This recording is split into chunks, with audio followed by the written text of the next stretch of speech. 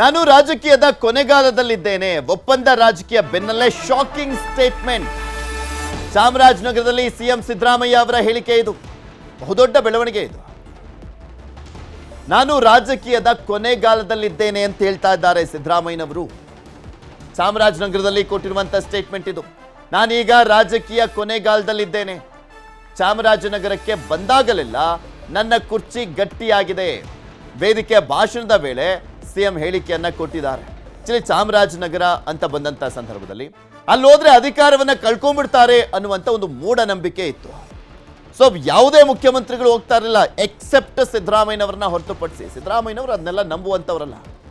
ಹಂಗನ್ಬಿಟ್ಟು ಅವ್ರ ಅಧಿಕಾರ ಯಾವತ್ತೂ ಹೋಗಿಲ್ಲ. ಅವರು ಅಧಿಕಾರದಲ್ಲಿ ಇದ್ದಂಥ ಸಂದರ್ಭದಲ್ಲಿ ಸಾಕಷ್ಟು ಬಾರಿ ಹೋಗಿದ್ರು ಕೂಡ ಅಧಿಕಾರ ಹಾಗೆ ಉಳಿದಿದೆ. ಈಗ ಸಿದ್ದರಾಮಯ್ಯನವರು ಮಾತನಾಡಿರುವಂಥದ್ದು ಇಂಟ್ರೆಸ್ಟಿಂಗ್ ವಿಚಾರ ಏನಪ್ಪಾ ಅಂದ್ರೆ, ನಾನು ರಾಜಕೀಯದ ಕೊನೆಗಾಲದಲ್ಲಿದ್ದೇನೆ ಅನ್ನುವಂಥ ಒಂದು ಸ್ಟೇಟ್ಮೆಂಟ್ ಇದೆಯಲ್ಲ, ಇದು ಸಾಕಷ್ಟು ಕುತೂಹಲ ಕೆಡೆ ಮಾಡಿಕೊಟ್ಟಿದೆ. ಹಾಗಾದ್ರೆ ಒಪ್ಪಂದ ರಾಜಕೀಯದ ವಿಚಾರಕ್ಕೆ ಸಂಬಂಧಪಟ್ಟಂತೆ ಚರ್ಚೆಯ ನಡುವೆ ಈ ಸ್ಟೇಟ್ಮೆಂಟ್ ಮತ್ತಷ್ಟು ಪುಷ್ಟಿಯನ್ನ ಕೊಡುವ ರೀತಿಯಲ್ಲಿ ಕಾಣಿಸ್ತಾ ಇದೆ. ಅವ್ರು ಹೇಳಿದ್ರು, ಹೌದು ನಾನು ಚುನಾವಣೆಗೆ ನಿಲ್ಲೋದಿಲ್ಲ, ಮುಂದಿನ ಎಲೆಕ್ಷನ್ಗೆ ನಿಂತ್ಕೊಳ್ಳೋದಿಲ್ಲ, ಚುನಾವಣಾ ರಾಜಕಾರಣದಿಂದ ನಾನು ನಿವೃತ್ತಿಯನ್ನ ಪಡಿತಾ ಇದ್ದೀನಿ, ಇದೇ ಕೊನೆ ಬಾರಿಗೆ ನಾನು ಸ್ಪರ್ಧೆ ಮಾಡೋದು ಅನ್ನುವಂಥದ್ದೆಲ್ಲವನ್ನು ಕೂಡ ಹೇಳಿದರು. ಆದರೆ ರಾಜಕಾರಣದಲ್ಲಿ ಇರ್ತೀನಿ ಅಂತ ಹೇಳಿದ್ರು. ಬಟ್ ಈಗ ಮುಖ್ಯಮಂತ್ರಿಗಳಾಗಿದ್ದಾರೆ, ಒಪ್ಪಂದದ ವಿಚಾರ ಚರ್ಚೆ ಆಗ್ತಾ ಇದೆ. ಈ ಸಂದರ್ಭದಲ್ಲಿ ಕೊಟ್ಟಿರುವಂಥ ಸ್ಟೇಟ್ಮೆಂಟ್ ಇದು. ಹಾಗಾಗಿ ಕುತೂಹಲ ಕೆಡೆ ಮಾಡಿಕೊಟ್ಟಿದೆ. ಯಾಕೆಂದರೆ ಕೆಲವೊಂದು ಸ್ಟೇಟ್ಮೆಂಟು ಯಾವ ಸಂದರ್ಭದಲ್ಲಿ ಯಾವಾಗ ಕೊಡ್ತಾರೆ ಅನ್ನುವಂಥದ್ರ ಮೇಲೇನೂ ಕೂಡ ಚರ್ಚೆಗಳು ಆರಂಭ ಆಗ್ತಾ ಹೋಗುತ್ತೆ. ಮೂಡಾ ಗೋಲ್ಮಾಲ್ ಪ್ರಕರಣ, ಪ್ರಧಾನಿಗೆ ದೂರನ್ನ ಕೊಡಲಾಗಿದೆ. ವಕೀಲ ರವಿಕುಮಾರ್ ಅವರಿಂದ ಪ್ರಧಾನಿಗೆ ಪತ್ರವನ್ನ ಬರೆಯಲಾಗಿದೆ. 5,000 ಸೈಟ್ಗಳ ಅಕ್ರಮ ಅಂತ ಪತ್ರದಲ್ಲಿ ಉಲ್ಲೇಖವನ್ನ ಮಾಡಲಾಗಿದೆ. ದಾಖಲೆ ಸಮೇತ ಪ್ರಧಾನಿಗೆ ವಕೀಲ ರವಿಕುಮಾರ್ ಅವರು ಪತ್ರವನ್ನ ಬರೆದಿದ್ದಾರಂತೆ. ಅದು ಏನು ದಾಖಲೆನೋ ಏನೋ. ಮೂಡಾ ಅಕ್ರಮದ ಸಮಗ್ರ ತನಿಖೆ ಮಾಡಿಸುವಂತೆ ಪತ್ರವನ್ನ ಬರೆಯಲಾಗಿರುವಂಥದ್ದು. ಹಿಂದಿನ ಆಯುಕ್ತರು ಅಧಿಕಾರಿಗಳ ವಿರುದ್ಧವೂ ಕೂಡ ದೂರನ್ನ ಕೊಡಲಾಗಿರುವಂಥದ್ದು. ಈಗ ಆಲ್ರೆಡಿ ಒಂದು ಕಡೆ ಇಡಿ ಅಧಿಕಾರಿಗಳು ಇದೇ ಒಂದು ಪ್ರಕರಣಕ್ಕೆ ಸಂಬಂಧಪಟ್ಟಂತೆ ಸಮಗ್ರವಾಗಿ ಸಂಪೂರ್ಣವಾಗಿ ತನಿಖೆಯನ್ನ ಮಾಡ್ತಾ ಇದ್ದಾರೆ. ಈಗ ಪ್ರಧಾನಮಂತ್ರಿಗಳಿಗೆ ಪತ್ರವನ್ನ ಬರೆದಿರುವಂಥದ್ದು ಅದು ಇನ್ಯಾವ ರೀತಿಯಾಗಿ ಎಫೆಕ್ಟ್ ಆಗುತ್ತೆ ಏನೋ ಗೊತ್ತಿಲ್ಲ. ಬಟ್ ಇಡಿ ಅಧಿಕಾರಿಗಳು ಯಾವ ರೀತಿಯಾಗಿ ತನಿಖೆ ಮಾಡಬೇಕು ಅದನ್ನು ಮಾಡ್ತಾ ಇದ್ದಾರೆ ಸದ್ಯಕ್ಕಂತೂ.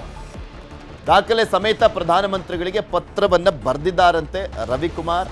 ಆ ದಾಖಲೆಗಳು ಅಂದ್ರೆ ಇಷ್ಟ ಅಕ್ರಮ ಆಗಿದೆ ಅಂತನಾ, ಅಥವಾ ಇಂಥವರೆಲ್ಲ ಅಕ್ರಮ ಆಗಿದೆ ಅನ್ನುವಂಥ ನಿಟ್ಟಿನಲ್ಲಿ ಆರೋಪಗಳನ್ನ ಉಲ್ಲೇಖ ಮಾಡಿ ಏನಾದರೂ ಪತ್ರವನ್ನ ಬರೆಯಲಾಗಿದೆಯಾ ಗೊತ್ತಿಲ್ಲ. ಈ ಪತ್ರ ನಿನ್ನೆ ಮೊನ್ನೆ ಅಥವಾ ಈ ಒಂದು ವಾರದಲ್ಲಿ ಬರೆದಿರುವಂಥದ್ದಲ್ಲ. ಈ ಮೂಡಾ ಹಗರಣದ ವಿಚಾರ ಚರ್ಚೆ ಆಯ್ತಲ್ಲ, ಆ ಸಂದರ್ಭದಲ್ಲೇ ಬರೆದಿದ್ದಾರಂತೆ ರವಿಕುಮಾರ್ ಅವರು. ಇದು ಇವಾಗ ಗೊತ್ತಾಗ್ತಾ ಇದೆ. ಬರೆದಿದ್ದಂಥ ಪತ್ರದ ವಿಚಾರ ಹೇಗೆ ಗೊತ್ತಾಗ್ತಾ ಇದೆ.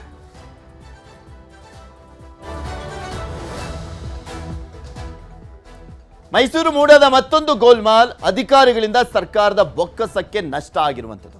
ಮುದ್ರಾಂಕ ಶುಲ್ಕದಲ್ಲಿ ಸರ್ಕಾರಕ್ಕೆ ಮಕ್ಮಲ್ ಟೋಪಿಯನ್ನ ಹಾಕಲಾಗಿದೆ.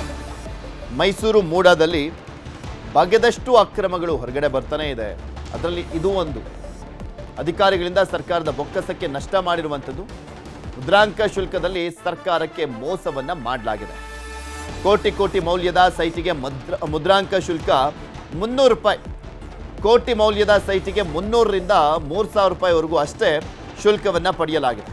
ಹಿಂದಿನ ಆಯುಕ್ತ ನಟೇಶ್ಗೆ ಹೋಗ್ತಾ ಇತ್ತ ಮಹಾಪಾಲು ಅನ್ನುವಂಥ ಪ್ರಶ್ನೆ ಈಗ ಎದ್ದಿರುವಂಥದ್ದು. 50-50 ಅನುಪಾತದ ಸೈಟ್ ರಿಜಿಸ್ಟ್ರಾರ್ನಲ್ಲೂ ಕೂಡ ಅಕ್ರಮ ನಡೆದಿದೆ. ಪ್ರತಿ ಸೈಟಿಗೂ ಲಕ್ಷ ಹಣ ಪೀಕಿದ್ದಾರೆ.